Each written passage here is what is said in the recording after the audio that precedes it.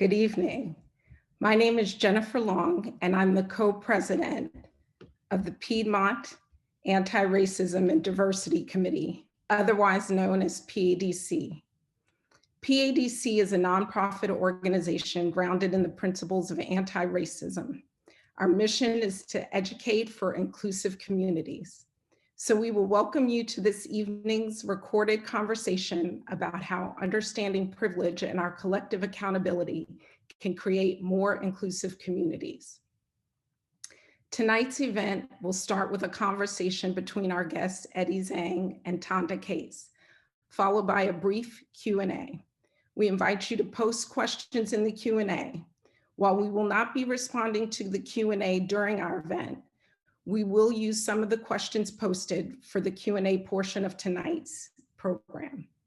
Thank you for engaging, and let's get started. I'll now turn this evening's program over to Eddy and Tanda.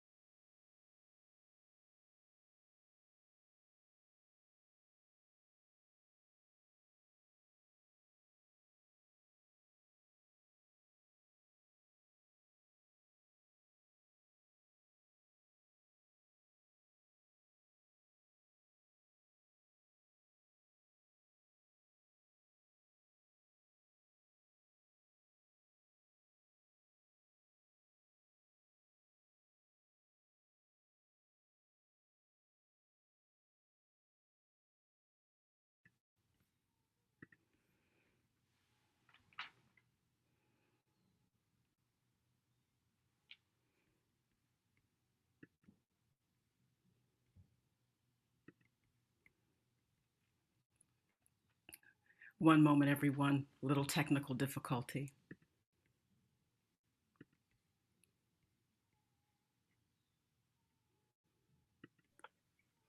There you are. Right. Happy new breath. Yes, happy new breath, everyone. Happy new breath, Eddy. Thank you for being with us today.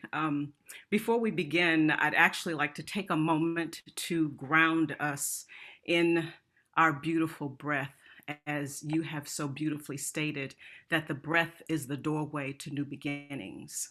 So I'm going to ask that if you are comfortable, if it feels righteous to you, you can lower your eyes, all of us in community. We can keep them open or close them. And at the count of 3, let's take a deep breath in through our nostrils and blow out of our mouths, making just a sound. 1, 2, 3.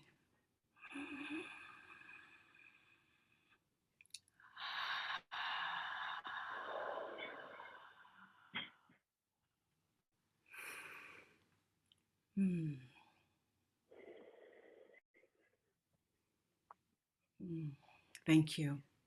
It's a beautiful way of opening the bones. Eddy, you said the day there are no more struggles is the day that I'm not breathing.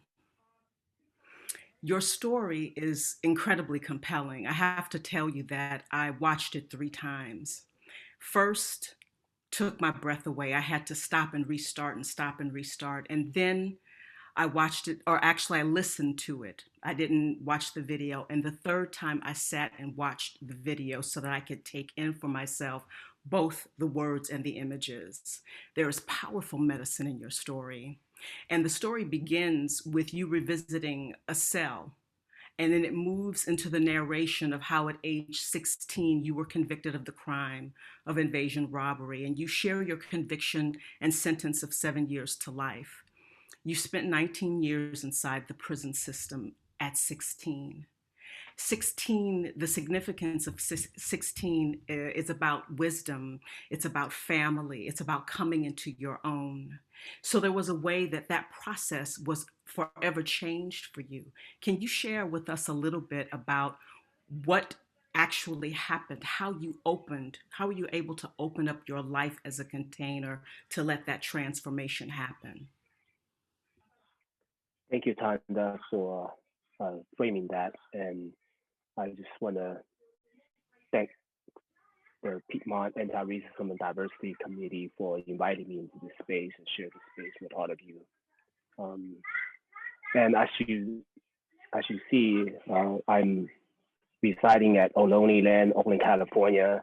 I just want to take a moment to honor the people that who's here, whose land that we are occupying on, and understanding that their trauma and their atrocity that they have experienced is still something that they have to deal with today, and we have to deal with today. And I just want to pay respect to them. As someone who grew up in the prison system, I really intimately understand the school to prison and deportation pipeline, right? In the space where, when you look at me, I'm most likely associated with like Asian American. However, the Asian Americans model minority myth that really coin us as people who are successful, who don't have much challenge, don't speak up, very timid, docile, just work hard, put our heads down. Those type of myth and the way that they paint a brushstroke on the Asian American Pacific Islander community as a monolithic group, that invisibilize many of the API community, as well as disempower us in many ways, especially when it comes to dealing with mass incarceration and deportation. Because as we know, in the prison industry complex, as we call it,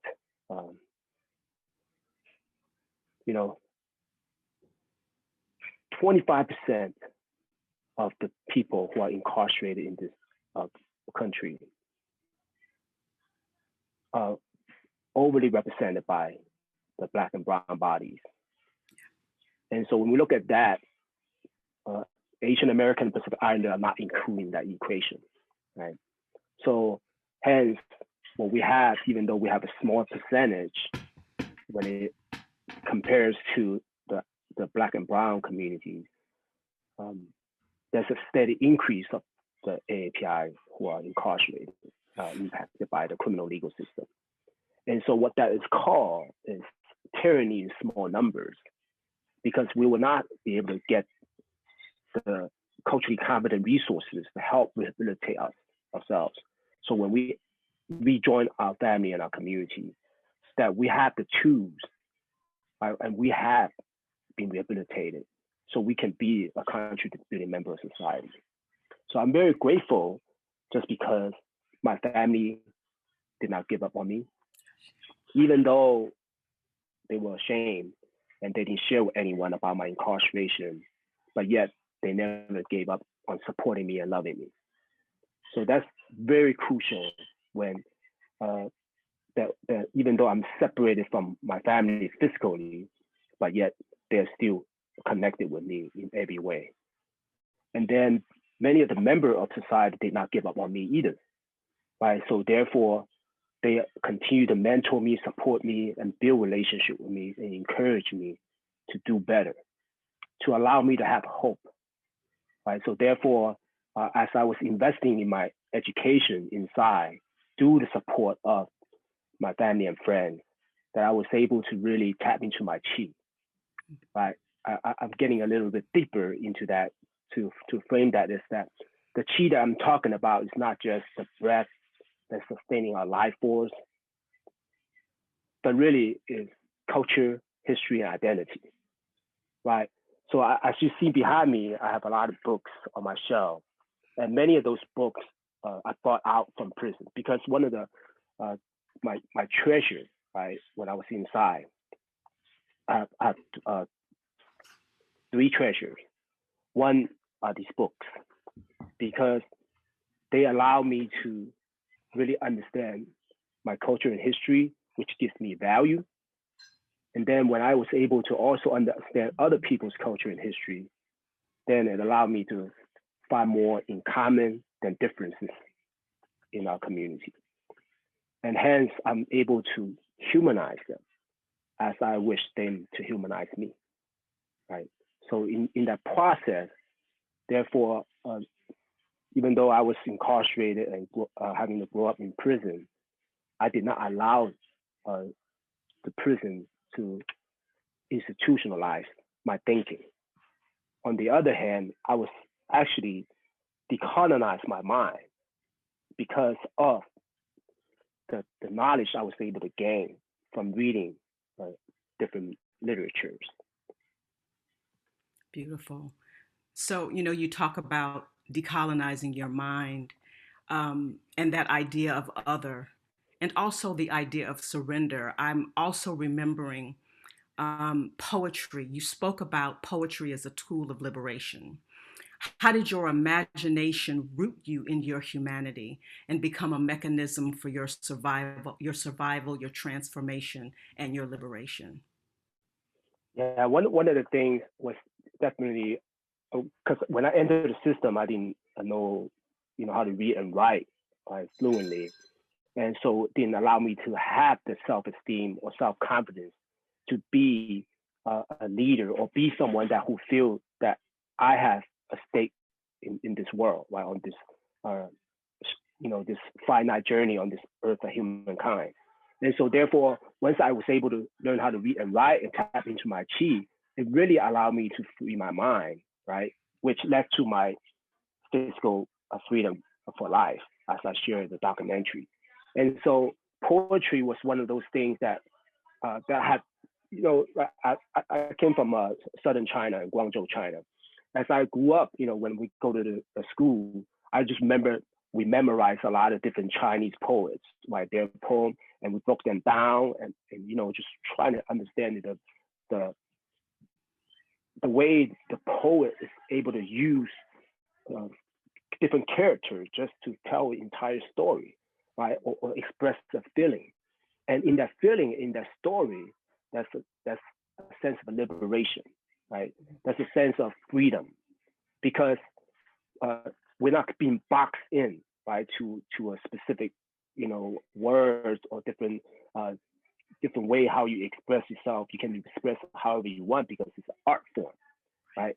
So therefore, when you involve, when I got introduced to poetry, I just felt like, wow, this is another way that I can speak, without really having to write an entire essay, but I can, that whole sentiment and story can just be in the words of poetry, in the lines of poetry.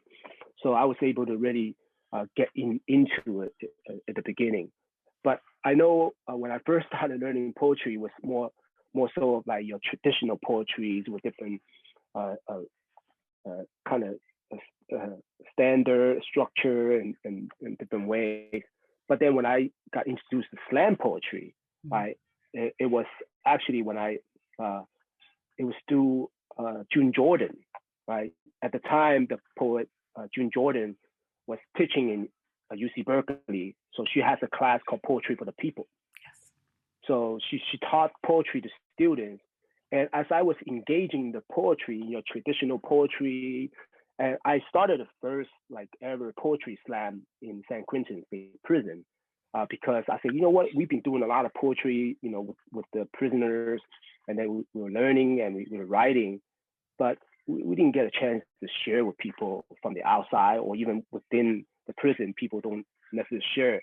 So I started a poetry slam, and I invited to a student. I wrote a letter because I read June Jordan's book, so I just copied her at the beginning. I kind of modified her poem at the beginning when she opened up her book, and to invite her to come be a part of the poetry slam. And so, but then she wasn't able to come because she has a book reading. Her new book just came out, so she had a book reading the same night. So instead, so she sent her whole class into the prison to be a part of that poetry slam. And through that process, I was introduced to another poet. His performing name is D Knowledge. His real name is Derek Gilbert. And so he wrote a book of poetry called The Henan Man, right? And so the knowledge used to open up for Earth, Wind, and Fire when they go on tour. So I'm like, man, so once I was introduced to this brother, I just caught on, right? And so I started writing slam poetry, different type of poetry. And through that process, I just find value and I find a sense of power, right, in those words to be able to express.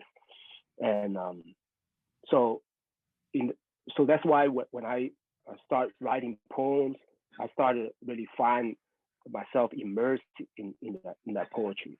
And I just remember, this is a side note. I remember other prisoners, many of them, they don't know how to write.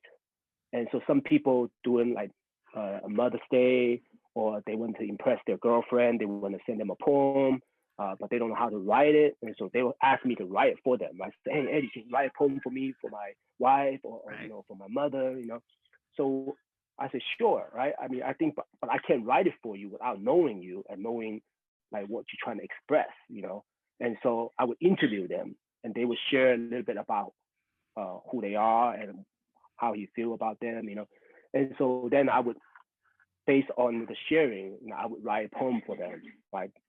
And so, I find joy into writing those poetry. But I do have to confess, Tanda, is that I don't like writing. I hate writing. I just like the outcome of the product, when it's written, Right. and then when it's there, and they're like, wow, I Right. did that, But no, I don't like it when I have to write. I think it's really powerful that you were able to take this, this idea of poetry and use it as a way of engaging and connecting with, quote unquote, the other, right? So you connected, and that built trust, and it actually built relationships. And it's interesting how they say in prison, there is a way that one must, in order to survive, stay isolated. When in fact, the way that you engaged and created survival and agency for yourself was actually through engagement. Can you speak a little bit about how that happened for you in relationship to other people? Yeah. So the unfortunate thing is the prison industrial complex and the entire criminal legal system. It's not about rehabilitation, right? And it's not about trying to create public safety, right? I went to kind of just have a quote from Angela Davis, who say, prison is not the answer to, I'm paraphrasing, the prison is not a answer to social problems, right? Prison disappear human beings. That's right. Right.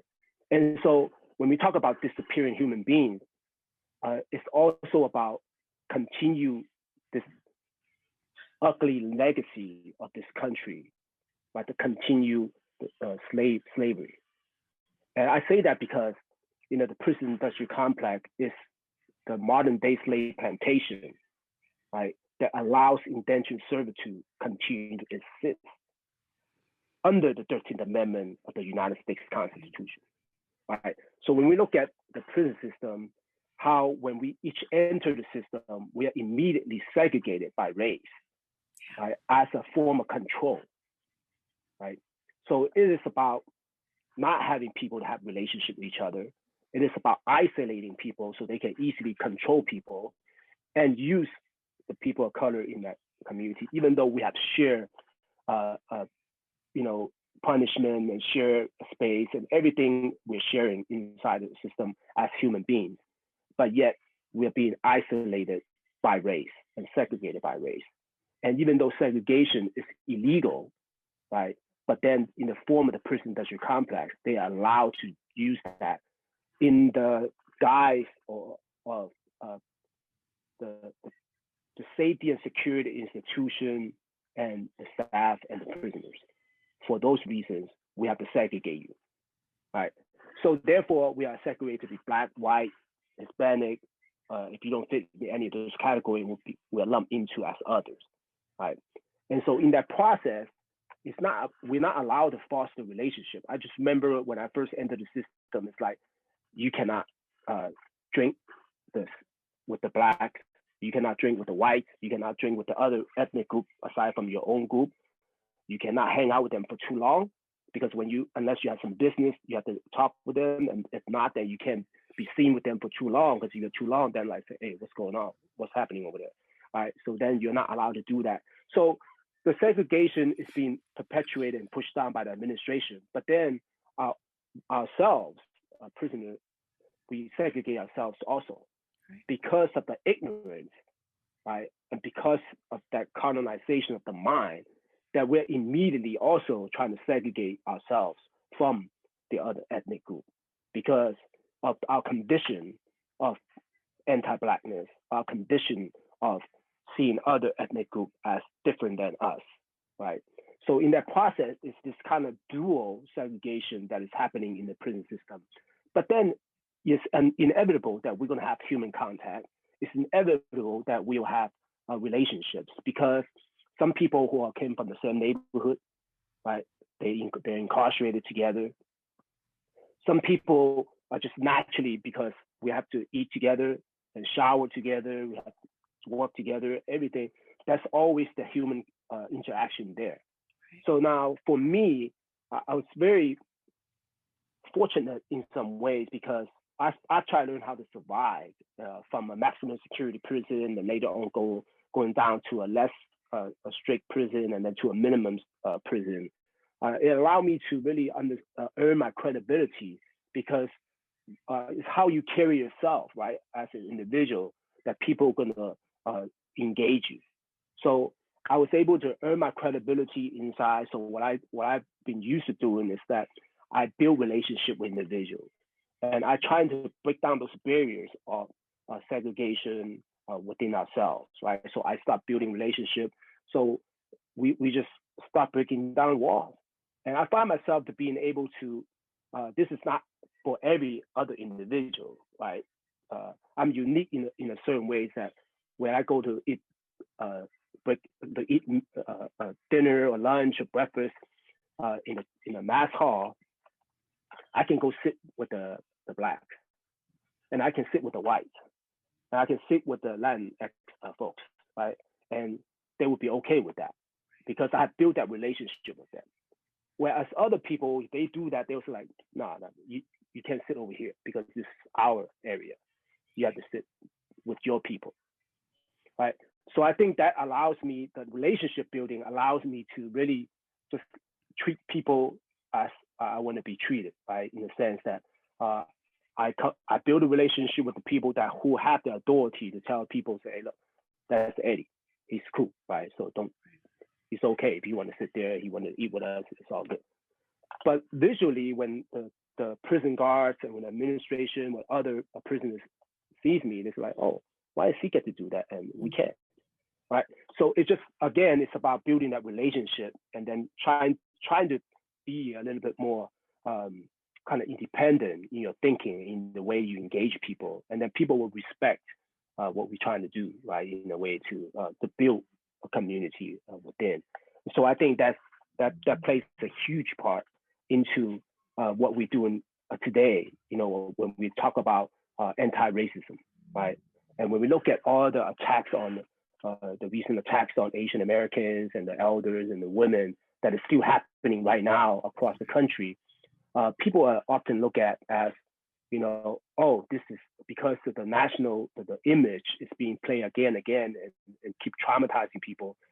It's the individual, right? When they talk about holding people accountable, it's only the individual accountability that they want, and fail to really understand the larger systemic accountability that has never been asked for the system itself to be held accountable.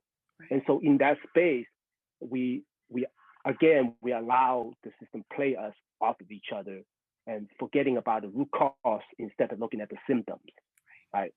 And so that's why within the prison system, when we talk about disappearing human beings, is that if we put in resources, right, in the education system, right, to address poverty, address violence in our community, address the inequity in our community, in a Black, Indigenous, people of color communities, then when we put in our resources, invest in those things, instead of the military industrial complex, instead of the prison industrial complex, then we will not need more prisons, right?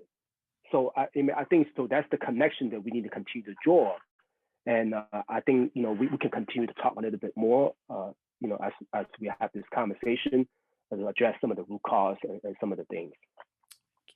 Yes, thank you. I was also, as you were speaking, thinking about that connection between the ethnic studies and the importance of having ethnic studies in the school system and your fight to bring ethnic studies to San Quentin, right? That's a way of humanizing and making visible the invisible and making, allowing folks to see that every other person walking is simply a different version of myself. My teacher, Ria Dogbe, has always just instilled in us this come back to that. Keep coming back to that. Everything that you do, keep coming back to the idea that everyone you see is simply a different version of yourself.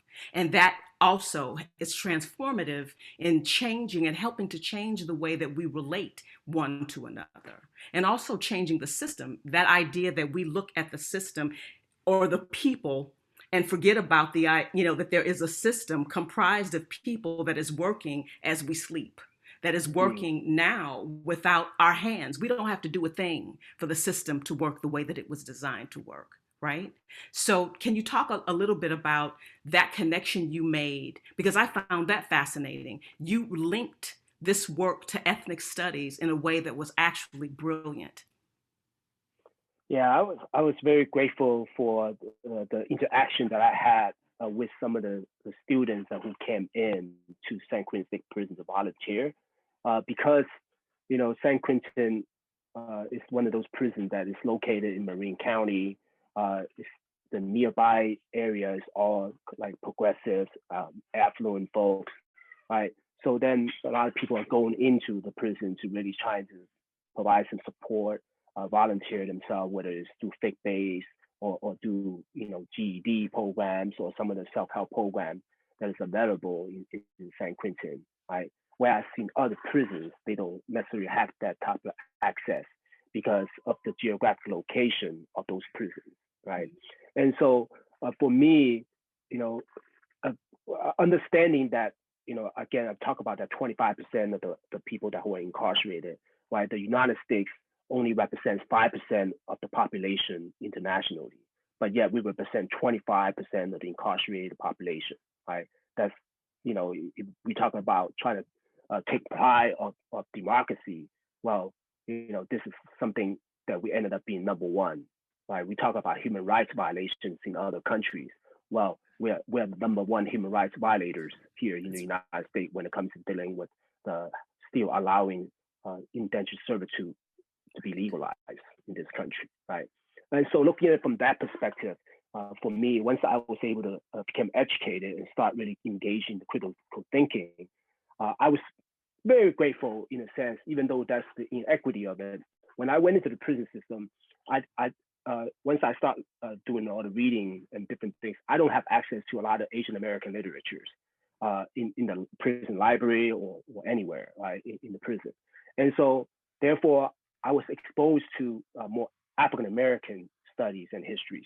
And the first book that I really read that really awoke me, and start allowing me to really get deeper was A People's History of the United States by Howard Zinn, right? Yes. And that book really allowed me, gave me a glimpse, of all the different ethnic groups and all the different refugees and immigrant populations who had touch base on this land, right, the Native American land, and look at the real history of this systemic oppression across the board. It doesn't matter who you are, right? It goes back to, Ralph Ellison's book, The Invisible Man. That's right. It's like if you're not white, you're not right, right? In a lot of ways. And so in that process, I was able to learn more about African American literature and history before I learned about my own culture and history, which gave me a different type of lens, right? So I'd be learning African American history, Latinx history, American history, European history. And And then when I was delving into learning about African American history, it really gives me a whole different perspective when I start reading my own history and culture, you know, and I just find that connection and that value. And you know, I mentioned Invisible Man, you know, as one of my favorite books. The other favorite book that really resonated with me was the autobiography of Frederick Douglass, right? Man, you know, we're talking about how how reading and writing, right? How he wrote his way to freedom. That's right. You know, in a way. And not only did he wrote himself into freedom, but he wrote, you know, he was able to help his people, right? That's right. To achieve freedom and emancipation in that way. And I couldn't make this up, right? 2019, I received there was you know, an email just came to my like public email, and it's from the Frederick Douglass family, right? That was this email. They said, "Oh, congratulations, you've been selected to be the Frederick Douglass 200." You know, and so I was afraid to open up that email because I thought it was a spam. I'm like, this is fake, right? So then I had to go to a different browser trying to check out the legitimacy of that email, and then it was so like you know, shocking to me that out of the entire country, right? Because they were celebrating the centennial birthday of Frederick Douglass, and so they select around the country. They select 200 people who say that they embody the spirit of Frederick Douglass, their ancestor, and they want to honor those people. So, and part of those people are people that, you know, including the Obamas, including many of the artists, the leaders, you know, the writers, you know, all the people that in this country, and I was one of them, right? So I just remember I was out there. It's actually, they were celebrating on Valentine's Day, right? It was at the U.S. Library of Congress, and then so I was able to meet the descendants of Frederick Douglass, you know, having conversation with them, talk about it, and how serendipity was that, you know, like it comes to full circle in a lot of ways.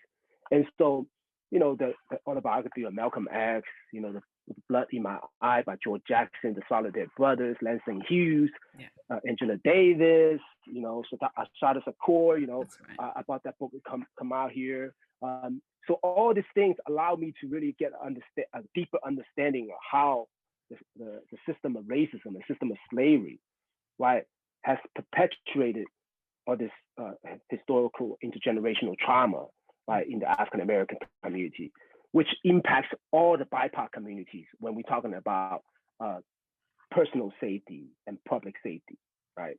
And so through that process, I understood how important ethnic study plays a part in all of our lives, because what it allows us to do is, again, I talked about the chi, the culture, history, and identity. It allows us to find value, not only in ourselves, but in other people, right? So when we find value in each other, we are less likely to hurt each other, right? And so, you know, so as I understood the history, right, in that process, I know how much sacrifice people have made, right, in 1968 during the Third World Liberation Front strike in the San Francisco State University, where people are coming together from all ethnic groups, fighting for global studies, fighting for ethnic studies, right? Because people see the educators see a value in how that would be the way to address racism, to really try to build racial solidarity so we can achieve collective liberation, right? So when I saw it in the prison college program, right, that is a voluntary program that happened at the time, that people can get Associate of Arts degree, right, by doing all the requirements, earning all the credits, but then they're not really learning about each other's history, right? We learn about European history, American history, but we're not learning about Asian American history or Asian American literatures. So after 9/11 happened, right, when the Muslims, you know, when 9/11 happened, the Muslim community start really being scrutinized and looked at as terrorists, and having surveillance on all Muslim groups, and really isolated the entire population of people by scapegoating about some of the attacks that's happening as a result of the United States foreign policies.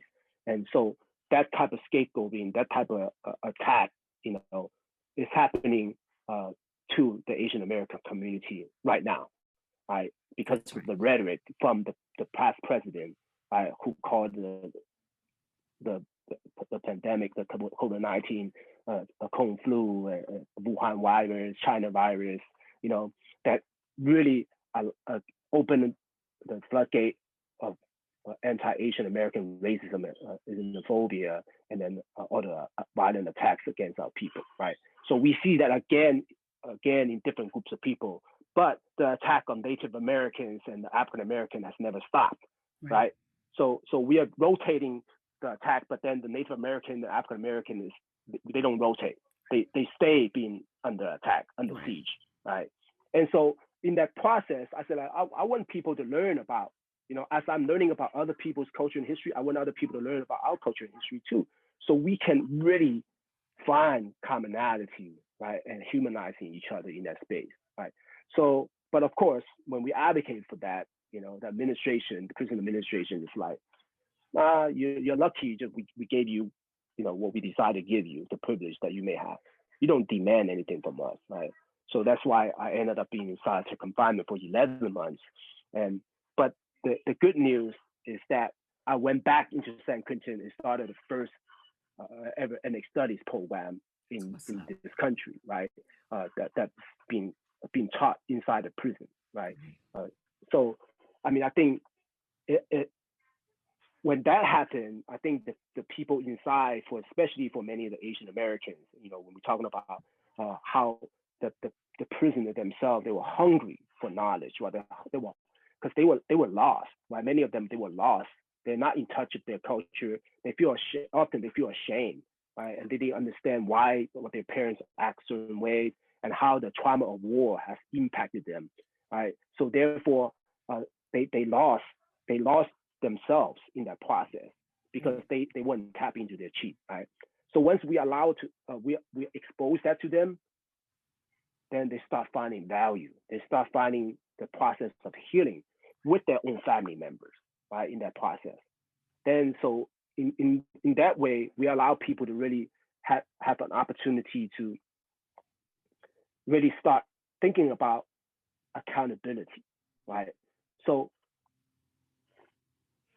we, as people, for the people who are locked up inside, as well as myself, who was a juvenile life-term prisoner, we are held at a different standard when it comes to dealing with accountability, versus if a police officer kills somebody, right, or where a white person kills somebody, or mass murder, mass shooting somebody, the way that they are being treated is different, and it's all based on class, based on race, right, and based on gender and sexuality, right? So all those plays a huge part in how law enforcement engage other people, and how people are really looking at accountability and punishment, right?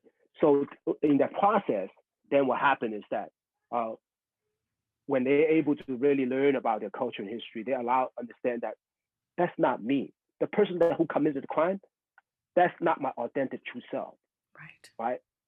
And so now they started learning how to take responsibility for the harm that they inflicted, and understanding the origin of the harm, right, that they themselves have experienced.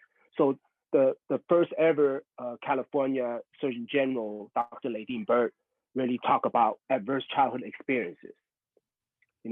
So when we look at adverse childhood experiences, how that really creates hurt people and hurt community, and then so we know hurt people hurt people. That's right. And so how do we understanding, not when we talk about accountability, individual accountability is important, but systemic failure and systemic accountability is equally important, because they are the one that create a condition to have those hurt people to hurt other people, right? And so and where is that tie into. So we look at tying into that space, then we have to look at white supremacy, right? We have to look at how white supremacy is the root cause of the first harm when it comes to dealing with the Native American of this land. And then the second harm, which is the kidnapping and enslavement of the African Americans, right? So then when we understand that, then we understand how systemic that white supremacy is continuing to perpetuate anti-Blackness into all fabrics of our community, right? And so when we understand that, maybe we understand a little bit more about, checking our privileges, right? So when I'm in these different spaces, I find myself always be in spaces with many of the women leadership, gender non-conforming leadership in that space. Right. And so in that process, I always have to be mindful that we are also living in a patriarchal society. Right. That man takes up a lot of space. That man gets paid more than the women. That's right. Right. And the man is dictating a lot of policies, a lot of ways of how life is supposed to be worked. Right. Instead of uplifting the women, right, who holds up more than half of the sky. That's right. And who sacrifices, who birth us, right, who create these nurturing spaces for us, regardless of how we felt sometimes as an individual. And so when we're looking at that, then we have to be very mindful about the origin, right, and the systemic challenges, instead of continue to look at symptoms and continue to provide band-aid solutions, right? And that's what we call insanity, right? Like doing things over and over again, expect a different outcome. Yeah. Thank you. Yeah, I want to take a moment to switch gears a little bit and move in the direction of the importance of family. I noted several things while watching the documentary. I was particularly taken by your parents, the words of your sister, your wife, the image of your child, and wanted to kind of ground us as we move towards the end of the conversation back to your home, back to yourself, and back to your family. Talk, if you can, a little bit about the ways in which your relationships have been transformed, the ways in which your work and your own personal transformation has transformed your family, and the way that that might then has extended out to your community. Yeah. So for me, as a youngster who came over to this country, because my grandparents, they were here. My maternal grandfather actually was here when he was 9 years old in the United States, right? And so when he was here, he was just finding a way to survive, right, to live. And then so he subsequently went back and forth. He went back to China and got married, came back here, and then went back, got my uncle was born, my elder uncle was born, and then next thing you know, my mom was born, and then my mom's younger sister was born. So this back and forth. So when they look at the condition, as part of the family, they look at the condition when they went back in 1980 after the normalization from Richard Nixon, that who extended his capitalist hand to China and normalized the relation in 1979, that allowed many of the people to go back and travel freely, between the two countries. And so that was the first time I actually met my grandparents, right, in 1980, when I was about 10 years old. And so then they decided to bring us to the U.S. So that's the sacrifice that they made for us when they already had a career. We lived very comfortably in China at the time. And so I failed to really understand their sacrifices, right, for me and for my siblings. And so in that process, when I was incarcerated, they felt ashamed, right? They felt ashamed, and then even to this day, they still felt a little guilty, like especially my mom, right? They felt that they weren't there for me when we first came to the U.S. because they both had to go work. Right? My mom was a living babysitter and taking care of somebody else's kid, right. where I was left alone, be a latchkey kid, right? And so she felt guilty, that she wasn't there for them. I told her, it's not your fault, Mom. It's me, right? It's me, and then it's also a part of the way how society is working at the time. And so that shame really lived with them for a long time, that they couldn't hold their head up high, even to the point that both of my grandparents passed on at different times, that they still didn't know that I was incarcerated, because my mom just didn't feel like they can accept that reality, right? And I didn't want to be the one that who, kill them, right? In a sense, because, well, you tell your grandparents, because I wanted to tell my grandparents, my mom said no, right? And so I had to respect that. So now, post incarceration, I just know that, how when people are out, when their kids get into UC Berkeley or Ivy League schools, everybody just calling their family and friends just brag, so, hey, my daughter just got into this, my son just got. Well, nobody's going to call and say, my son just got in trouble and he's going to spend the rest of his life in prison. I need help, man. Can you help me, right? Yeah. Nobody's going to say that. And so, but when I came out, I started working doing violence prevention in the community and doing youth development. I started getting a lot of awards from the newspaper, from the mayor, from the board of supervisors in San Francisco, and on the newspaper, on TV, and my mom just calling everybody like, oh, look, Eddy was on TV again. Oh, Eddy just got this award. Oh, Eddy just got appointed to be a commissioner by the mayor. So he's calling people. She's calling people in China. She's calling people in Canada. Just wherever her friends, right? And so she felt proud. She felt proud, right? So I think that the relationship between my family, it really kind of like tightened our relationship a little bit more, just because the way I have changed, I have rehabilitated, right, Tonga? When you talked about that earlier, is that, how did that relationship change, right? I remember this. I'll show a short anecdote. Is that I don't remember what year exactly. I was in San Quentin State Prison. Actually, I remember. I was 30 years old. And I have never told my dad that I love you in Chinese or in English, right?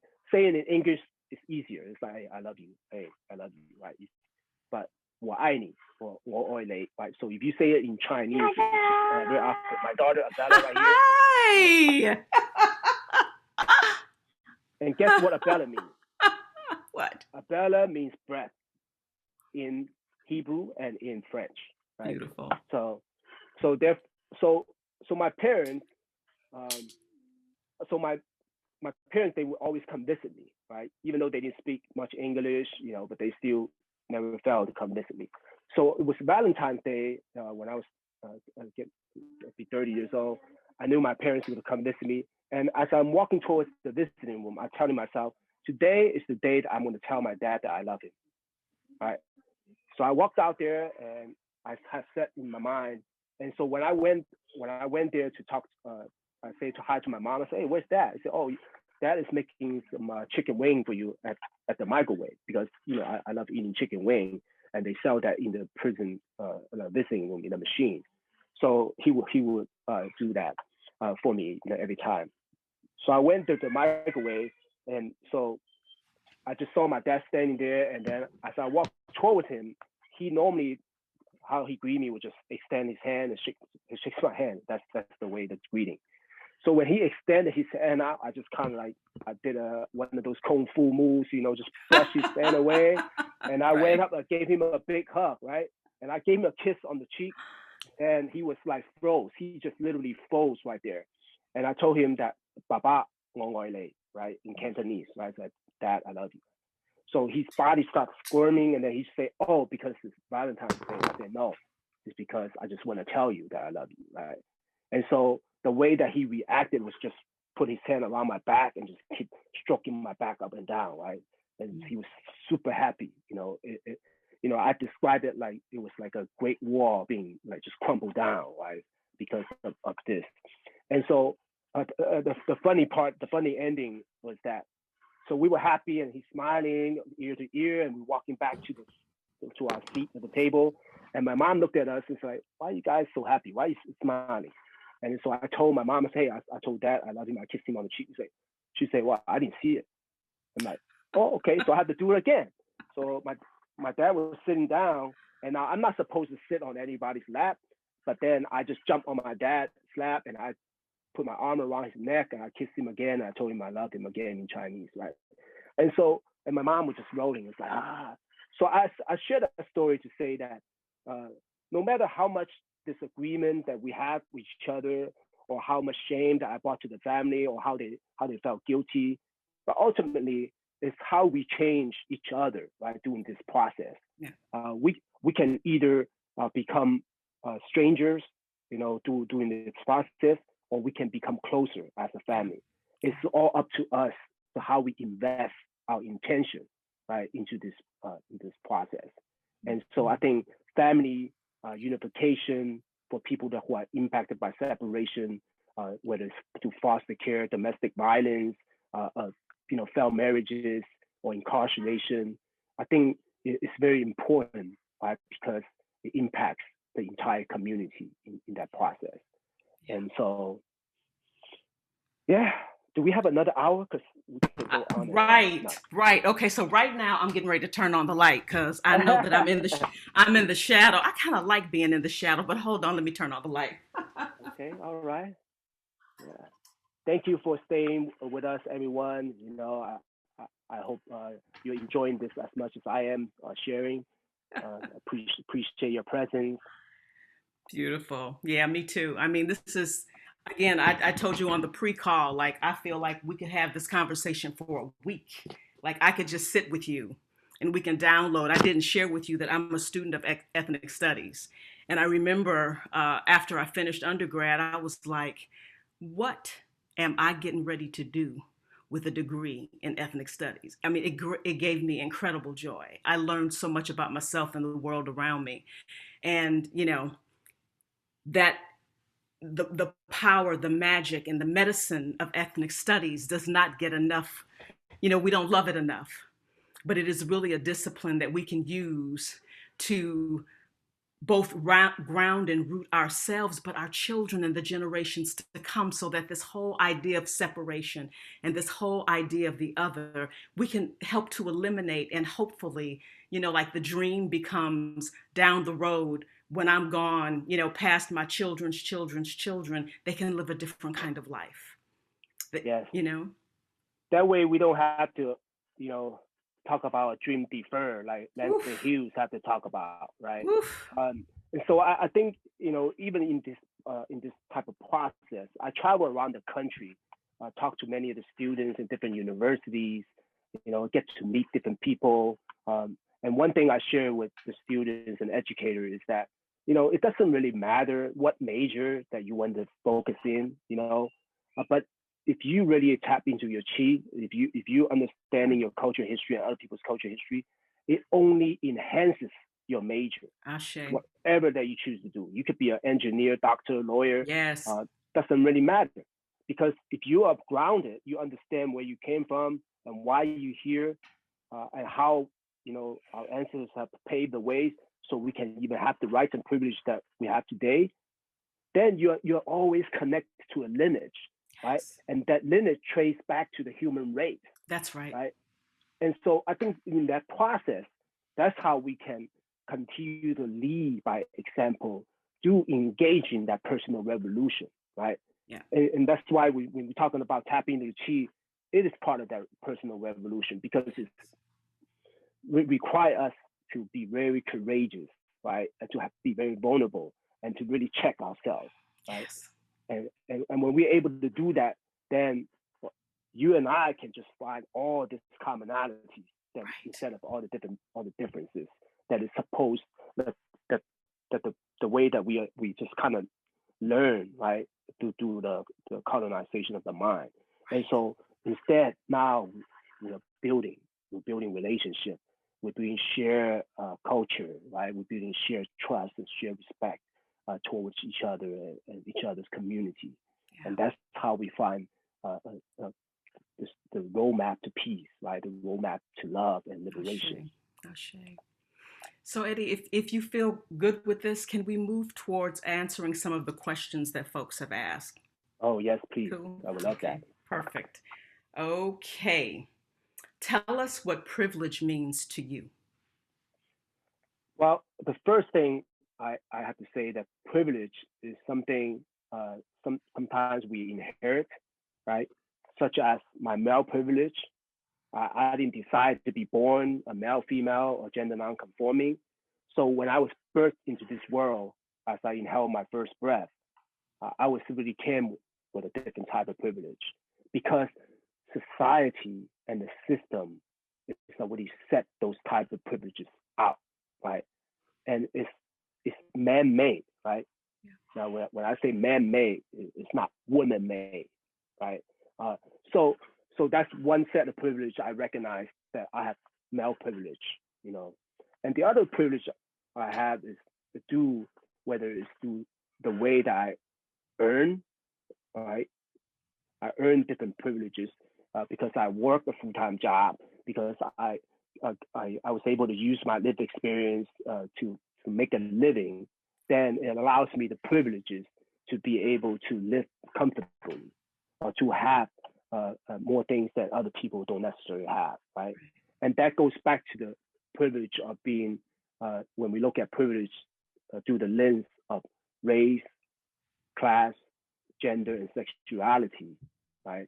And a lot of different isms, right, in that lens, then we can see all the different privileges I have based on the layers of how societal, the social stratification, right, that we're looking at, you know, that I have a little more privilege. Even within the Asian American Pacific Islander community, I may have a little bit more privilege than a Southeast Asian person, right? Or someone that who came from refugee countries, right? So in that process, when we look at privilege, we can look at, for me, it's something that we all have, right? Privilege is something that we all have, but then we have different types of privileges. And it's up to us to how to utilize our privileges and and to support, right? To be able to help other people and not to use it to oppress other people, right? In having that privilege. So that's kind of my take on privilege. Okay, thank you. What tools have you found most effective to build community? Yeah, what tool I most find effective building community is really to understanding, right? To having the understanding that we are all human beings, right? So having that understanding, meaning that we have to again tap into our chi, right? Our culture and history and identity, to allow us the understanding that we are in this finite journey of this earth of humankind for a short time. And then so once we understand that, then we're able to, one part of the tool is the strategy is to build relationship with other people, right? And so that's how I'm able to be successful, right? In when I was incarcerated to survive and to be able to find liberation, right? And then when I post incarceration, that's also how I was able to build community and continue to address different challenges within our community as a way to find support and then also to do building racial solidarity, right? So I just want to share a little bit about how when I was doing violence prevention, I was able to go to all different communities, with African American community, the Latinx community, Samoan community, you know, with the white communities, and just keep building relationship with people, the politicians, the police officers, right, or the janitors, you know, so different ways that when we build a relationship, and allow me to be able to have an opportunity to learn and to be able to connect with people. And once we do that, whenever there's challenges and when I needed support, they will be there for me. Right. And when they need help, I was there for them too. I'm there for them.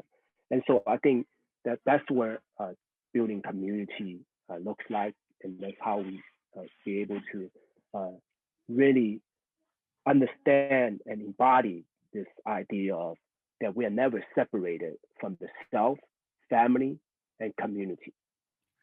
And that is locally and globally, right? So you can look at from the micro level to the macro level, because we are all part of this international community. Beautiful. Thank you. Talk a little bit more about the importance of deepening relationships in order to facilitate healing. That idea of searching for human connection in everything, that thread. Yeah. So I mean, for us, sometimes it's just a flash of a smile. You know, right? For us, it's a little bit about opening the door to a meaningful relationship, right? And so people were really surprised at the fact that the prison guards, the people inside, was very surprised that I had so many people on my visiting list, approved visiting list. The white people, black people, Asian people, all from all walks of life. They're on my list and they come to visit me. And they're like, how can somebody who grew up in prison, right, who can have all of a sudden make so many friends, and then they come see me. So the deepening of relationship is about vulnerability, right? How are we when we are ready, right? Of course, when I'm talking about vulnerability, you have to be ready for that. You have to be able to let that go, right? To share with people. Because if you're not ready, then it could trigger you, it could re-traumatize you. It can go, very, very south, right?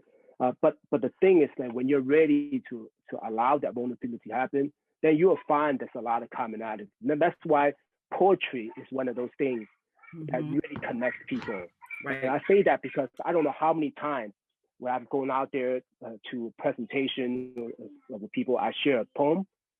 And the way that after I finish sharing the poem, they'll find somebody in the audience will connect to that poem in different ways, right? Just like, beauty's in the eye of the beholder. It's like when people hear it, something, they're like, wow, that really resonated with me.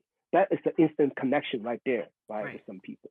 So whether it's a smile, whether it's something, a skill set that you may have, or a commonality with what you enjoy to eat for breakfast, how you take care of yourself, right? All those things opens the door for a deepening trustful relationship. And I find that it's like we have to be able to present ourselves, right, to others, and not waiting for others to present themselves to me, right? So whenever we have that connection, then it allows me the opportunity to find that commonality. Or sometimes we may not be friends with every individual that we're going to be connecting with, but then there is that connection. That's this potential of that connection, right? So when we deepen that relationship with people, then we're expanding the whole world, right? I have, I just, again, I want to expand that on a little bit, is that I have people to this day, right? I would say maybe like 50 people at least that I met inside when I was incarcerated. They are my good friend, that they accept me as part of their family member, right? And they live in different parts of the, the country, right? And so that is a testament of how when we have an intention to build a meaningful relationship, we have to nurture it, right? We have to continue to build on it. And so then when we get to that point of trust, then even though we don't talk to each other for a year, as soon as we get connected, that feeling is still there. Yeah, beautiful. That's right.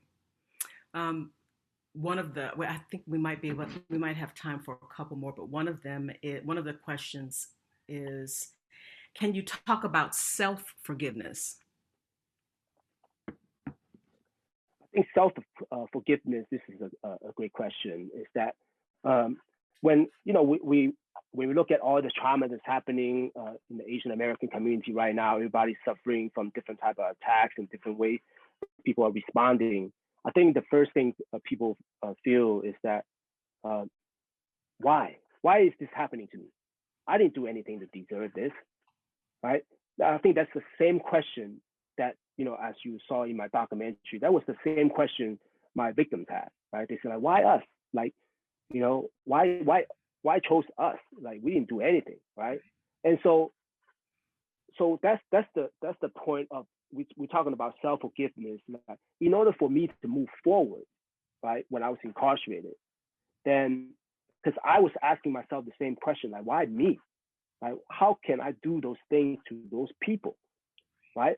When I didn't want no one to do that to my family. Why would I want to do that to somebody else's family, right? So I wasn't able to, until I was able to understand that, right, to be able to say that I need to put myself in the other people's shoes, right, how they would just kind of at least try to understand how they would feel, because I wouldn't be able to understand how they feel because I didn't live through what they lived through. Right. So in that process, I was able to forgive myself, in a sense that I forgive myself so I can move forward into the path of rehabilitation, right? Forgiving myself is not about trying to scapegoating or trying to push away my accountability, saying that, oh, it's okay that I committed that crime. No, forgiving myself, meaning that I was naive, I was selfish, I didn't have the confidence and self-esteem, I didn't have the knowledge to understand the pain or suffering that I caused for committing that crime. So I have to forgive that ignorance. Now that I know, now that I'm educated, I know it's that ignorance that allow me to hurt people, right? And so in that process, it opens the door for me to at least move forward to how do I continue to learn and grow and rehabilitate myself in that process, so then I don't do that to anyone else, right? And engage in that path. And I think forgiveness is also goes to the survivors and the victims, yes. Because I always say this, sometimes many of the victims get victimized twice. Once is by the perpetrator directly. Second is by indirectly by themselves, because they did not receive the culturally competent resources for therapeutic support, or they wouldn't be able to forgive themselves in the sense that, hey, I didn't do anything. I didn't deserve this. I didn't deserve to be robbed. I didn't deserve to be attacked or kidnapped or harmed. I didn't do anything to deserve this. So I have to forgive myself in a sense that I can't be looking at myself as a victim. That because I did something wrong, that's why I was victimized. But really, it's like I have to move forward from that space to saying that, I didn't do anything wrong and I didn't deserve this. So I want to take control of my life, right? I don't want to allow the harm and the trauma to continue to stop me from living, So in the sense, the self-forgiveness is important in different ways. And once that happens, that it opens up a pathway to, restorative justice, right? Of course, restorative justice is about mutually agreeing to engage in that process. But then the part of the restorative justice practices is also that, the self-forgiveness, right, in a sense. And part of the healing is to be able to really understand how the other people feel when harm is being committed, and how there's opportunity to restore that. And by restoring that harm, sometimes it's not only about the direct victims too, but it's also about how do I restore myself so I don't inflict harm on anyone, right? So I think that's part of the different layers of the restorative justice. Beautiful. Thank you so much, Eddy. In closing, we have a request for you to spit some poetry. So. I'm glad that you asked. I was actually about to do that. So I actually have a poem here, and you didn't know this, Tanda. So I wrote poems. I wrote poems when I was inside. So this whole book of thing is all my poems, right? But then, so normally I would share a poem with people, which is called Autobiography at 33. That's when I wrote that poem when I was in solitary confinement, right? And so, but since you already know, for people who have watched the documentary, you may have know about me already. So I think this is, I'll read this poem called Breath is Life, right? Which is the fifth dedication, about opening up with the breath, what breath means. Breath is life. Hold on, let me get some water. All right.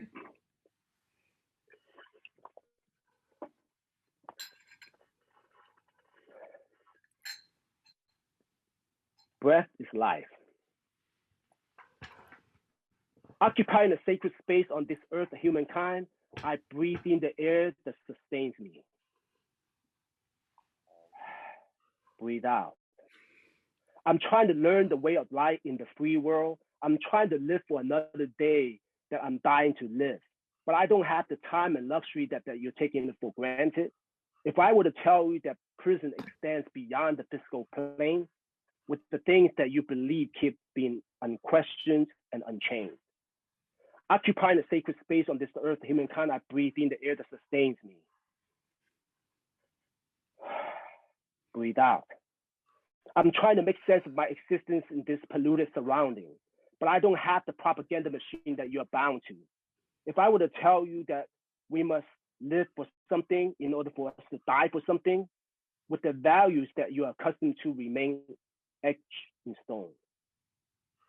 Breathing is living. Sometimes we must surrender in order for us to become victorious. Breathe, for I know I'm alive. Breathe, for I know I will never give up the fight. Occupying a sacred space on this earth of humankind, I breathe in the air that sustains me. Breathe out. I'm trying to reach you, speak with you. I'm trying to relate to you, awaken you, but I don't have the language that you are innately attuned to. If I were to tell you we must learn to embrace, internalize, and let go, with the ideology that you live by keep being ethnocentric and permanent, breathe. Breathe. Breathe and feel the breath of life. Thank you.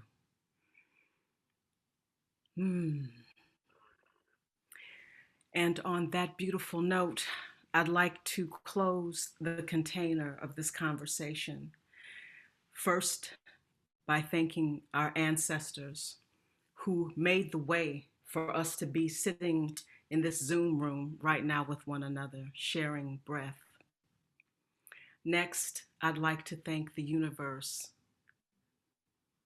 for being the ultimate container for every rolling experience, embodied experience, imagined experience we have on this plane. I'd like to thank community for coming tonight and sharing in this conversation with us. I'd like to thank your family, your parents, siblings, wife, children, your ancestors who also paved the way for you to be here connected with me in this moment. And Eddy, I want to thank you.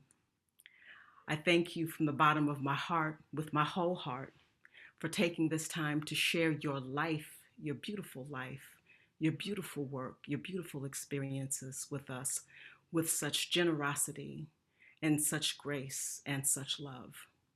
So on that note, I'd like to ask us again to relax, soften, lower or close our eyes, whatever feels righteous. And on the count of 3, take a breath together. 1, 2, 3.